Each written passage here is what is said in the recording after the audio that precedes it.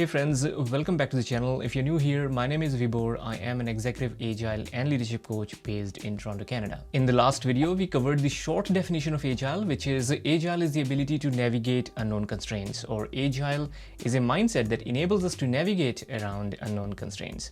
This shorter definition helped us capture our executives' attention, which we used as an opportunity to book further meetings to go over agile in more detail, making executives move one step closer towards providing their buy-in. Now, in the last video, I claimed that agile is not a methodology. So in this video, we will discuss what is a methodology, what is a framework, what's the difference between a methodology and a framework, and why it doesn't make sense calling agile either a methodology or a framework, followed by this nice summary that you can use to pitch executives on agile.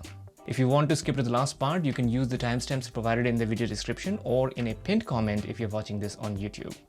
Now, we have a lot to cover, so let's jump right into it.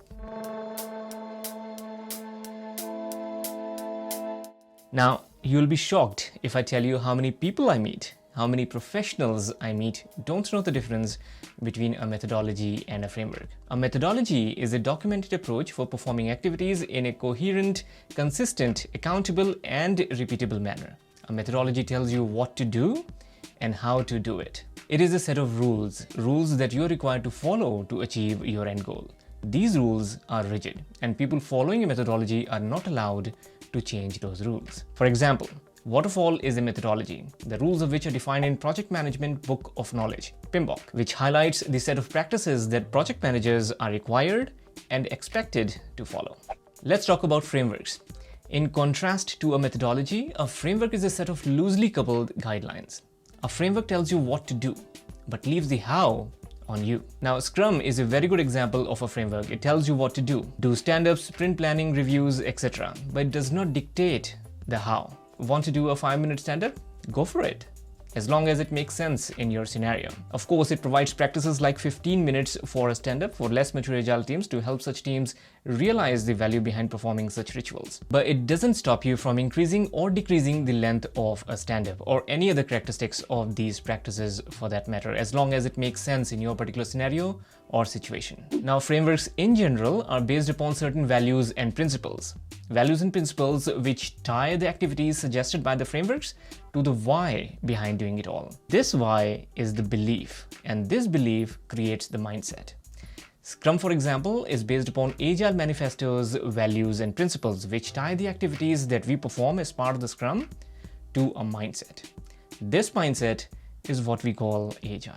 Agile is based on the belief that uncertainties can be handled successfully and accurately by sensing real-time events and responding accordingly before the last responsible moment. When we understand this, we become free of all the rules, boundaries, and uncertainties, knowing that it doesn't matter what comes around the corner. There is always a way to navigate around it. So how do you develop this Agile mindset?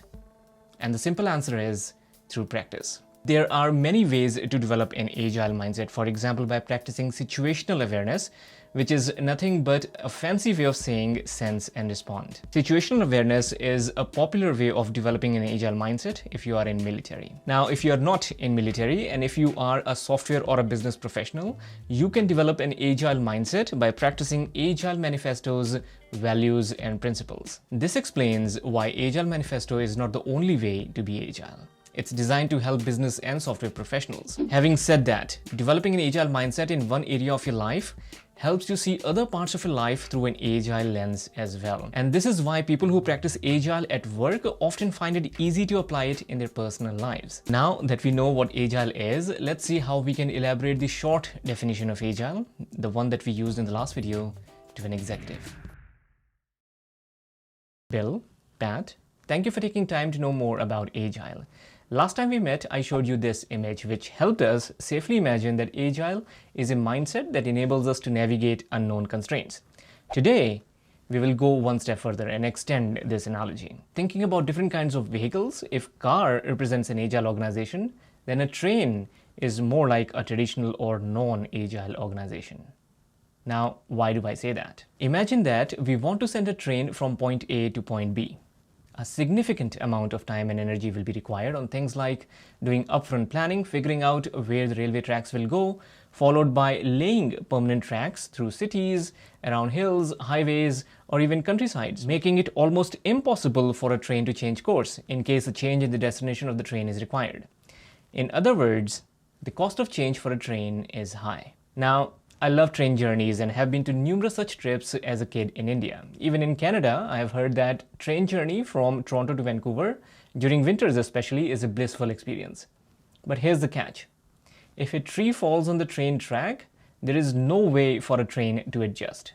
For a train to continue its journey, the tree has to be removed.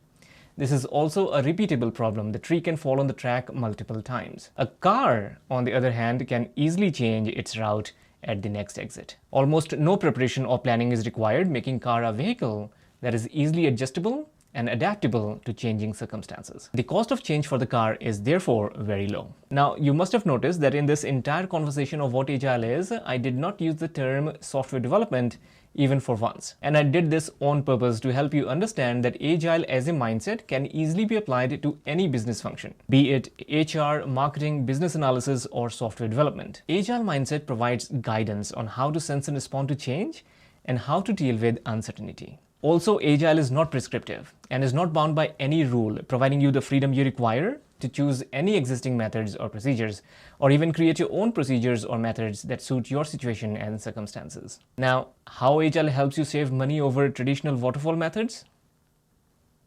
Let's find out. So there you have it. I would suggest using this video as a guideline and preparing your own points to pitch your executives. If you like this video, then please do not forget to give it a thumbs up, and also please do not forget to provide your valuable feedback in the comments. I'll see you in the next video.